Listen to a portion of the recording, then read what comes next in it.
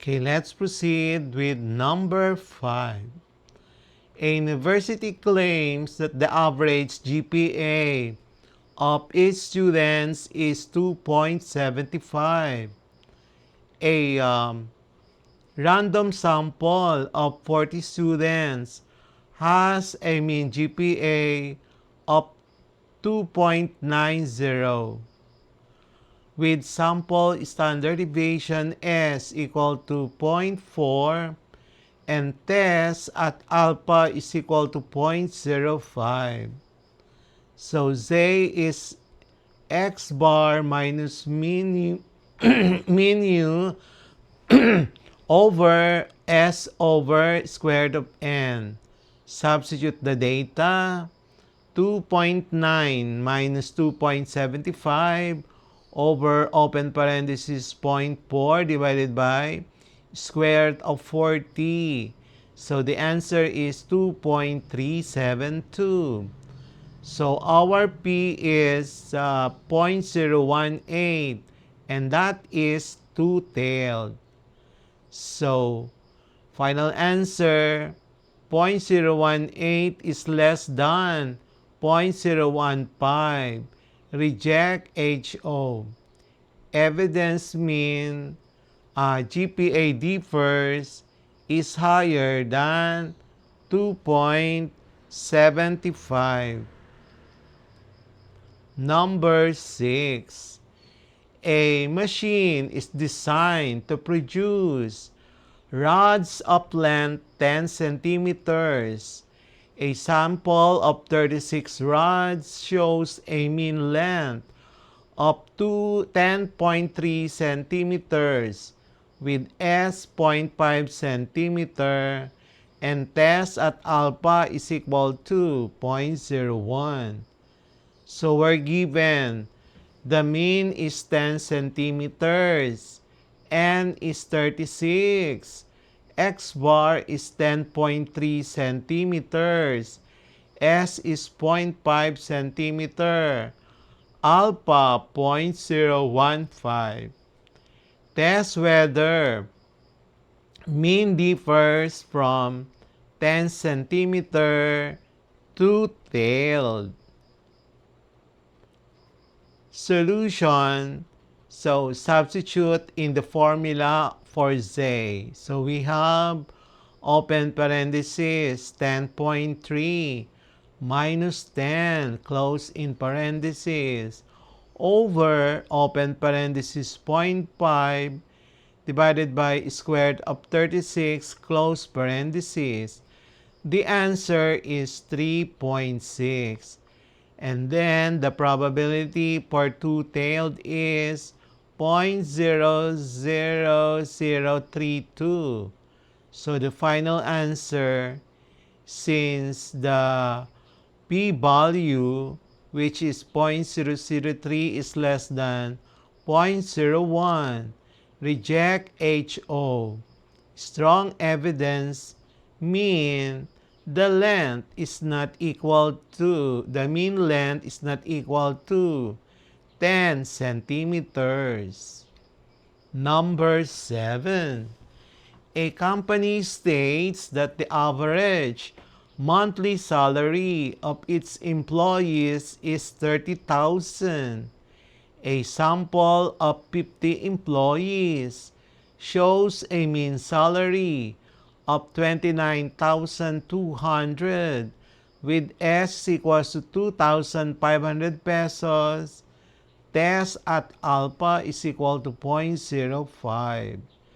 So, salary, the mean O is 30,000, N is 50, X bar is 29,200 pesos, S is 2,500 pesos, alpha is 0.05.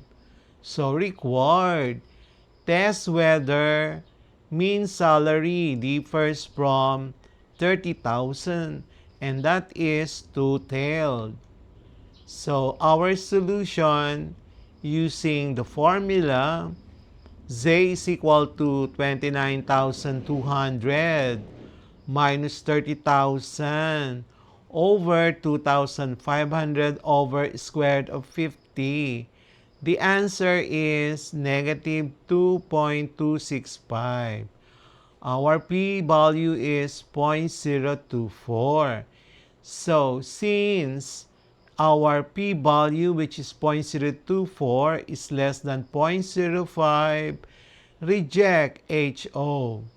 Evidence: the mean salary differs is lower than 30,000. Number 8. The average commute time in a city is claimed to be 45 minutes. A sample of 60 residents gives a mean of 47 minutes. With S equal to 8, test at alpha is equals to 0.10. So we're given commute time, mean O is 45 minutes and 60. X bar, 47 minutes. S is equal to 8. Alpha is 0.10. So required, test whether mean differs from 45 minutes to tailed. So substitute in the formula. So we have Z is equals to 47 minus 45 over 8 over 8 over square root of 60. The answer is 1.937. So the P is 0.053 for two-tailed. So since the p-value is 0.053, which is less than 0.1, reject HO at alpha is equals to 0.10, but not at alpha is equal to 0.05. Evidence suggests mean commute differs from 45 minutes at 10% level. Number 9. A class claims its average test score is 75. A sample of 20 students has a mean score of 72 with S equal to 5. Test at alpha is equal to 0.05. We are given the class claim. The mean O is 75, N is 20, X bar is 72, S is 5, alpha is 0.05. Required one sample t-test, and this is two-tailed. So our solution, so t is equal to X bar minus mean O over S over square root of N. Then substitute.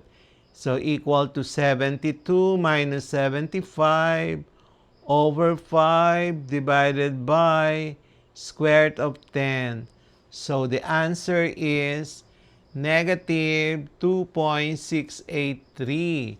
So DF is 19. Our P is 0.014, two-tailed. Final answer, since the p-value, which is 0.014, is less than 0.05, reject HO. Evidence: the class mean differs from 75. Number 10. A farmer believes his mangoes weigh an average of 150 grams. A sample of 12 mangoes has a mean of 145 grams with S is equal to 12. Test at alpha equal to 0.01. So we are given mango weight. The mu O is 150 grams, N is 12, X bar is 145 grams, S is 12, and then alpha is 0.01. So required one sample t-test, and this is two-tailed. So solution, substitute in the formula. So we have t is equals to 145 minus 150 over 12 divided by a square root of 12. And the answer is negative 1443. DF is 11. And then the P is 0.0174, two-tailed.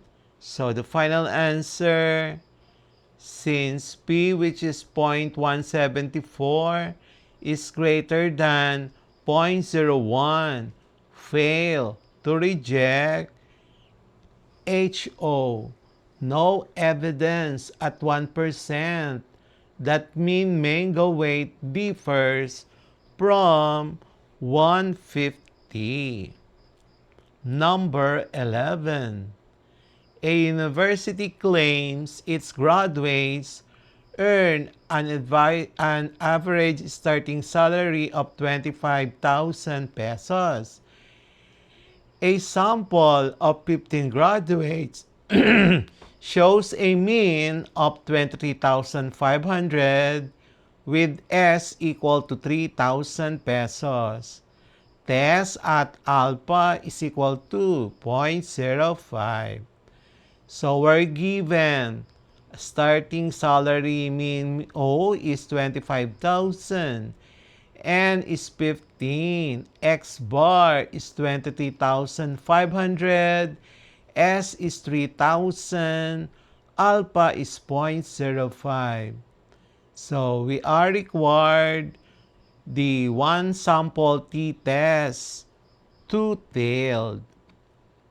So solution, substitute in the formula. So we have T is equals to 23,500 minus 25,000 over 3,000 over square root of 15. The answer is negative 1.937. The DF is 14. Our p-value is 0.073, two-tailed. The final answer, our p-value, which is 0.073, is greater than 0.05. So interpretation, fail to reject HO at 5% level.